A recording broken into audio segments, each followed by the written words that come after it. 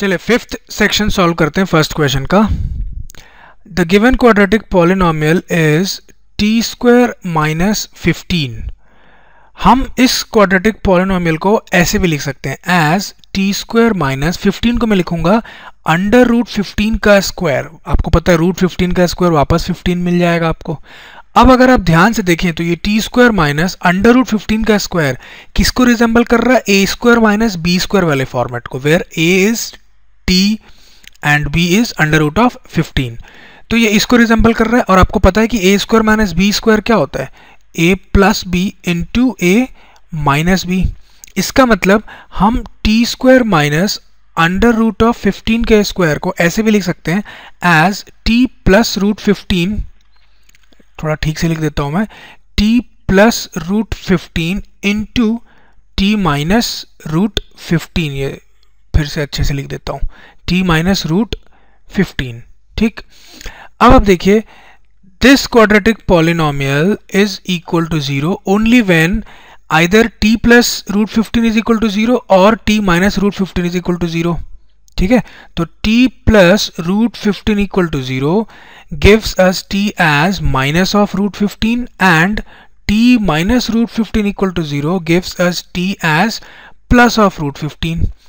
तो आपको जो दो जीरोस मिल रहे हैं इस क्वाड्रेटिक पॉलिनोमियल के, वो क्या क्या मिल रहा है? एक माइनस रूट 15 मिल रहा है आपको और एक प्लस ऑफ रूट 15 मिल रहा है आपको। ठीक, तो ये आपने जीरोस तो निकाल लिए। अब वेरिफिकेशन की बात आती है, उसके लिए हम क्या करते थे? मैं यहाँ पे साइड में करता हूँ, सम ऑफ जीरोस और प्रोडक्ट ऑफ जीरोस देखते थे। तो पहले सम ऑफ जीरोस की बात करें। आपके पास जीरोस कौन कौन से हैं? Minus of under root 15 plus under root of 15। तो इनका सम आप देख सकते हैं कैंसिल हो जाएगा। कितना आ जाएगा सम यहाँ पे? 0। सम ऑफ जीरोस इज 0। और 0 को कोई ऐसे भी लिख सकता है एज माइनस 0 अपॉन 1।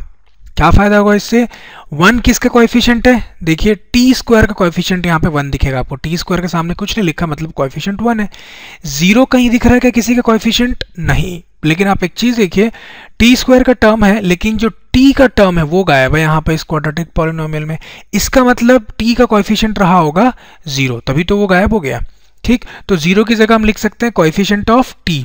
तो मैं इसको ऐसे लिखता हूं, sum of zeros is equal to minus of 0 की जगह कोएफिशिएंट ऑफ t ओवर 1 की जगह मैं लिखूंगा coefficient of t square. Coefficient of t square. छोटा सा काम और बचा है, आप समझ गए होंगे, product of zeros. Product of zeros, जो दो जीरोस आए आपके पास, क्या क्या आया? Minus of under root 15 into दूसरा भी अंडर रूट ऑफ 15। तो इनका प्रोडक्ट जब आप देखेंगे वो फाइनली रूट 15 इंटू रूट 15 बन जाएगा और एक माइनस साइन बचेगा। तो ये एक्चुअली माइनस 15 आएगा। तो माइनस 15 को मैं लिखूंगा माइनस 15 अपॉन 1। क्या फायदा होगा उससे? माइनस 15 देख सकते हैं आप यहाँ पे कांस्टेंट टर्म है और 1 क्या है? Coefficient of T square. So finally we can write, मैं अच्छे से लिख देता हूं उसको, प्रोडक्ट ऑफ जीरोस, प्रोडक्ट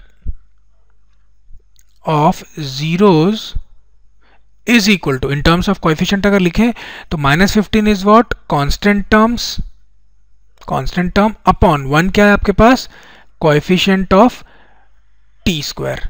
ठीक, so this completes our solution.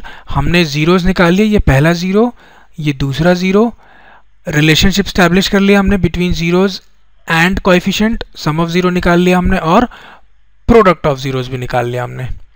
इस क्वेश्चन में एक ही सेक्शन बचा है, 6th सेक्शन, उसके बाद ये फर्स्ट क्वेश्चन खत्म हो जाएगा। चलिए जल्दी से उसको देख लेते हैं। Thanks for watching.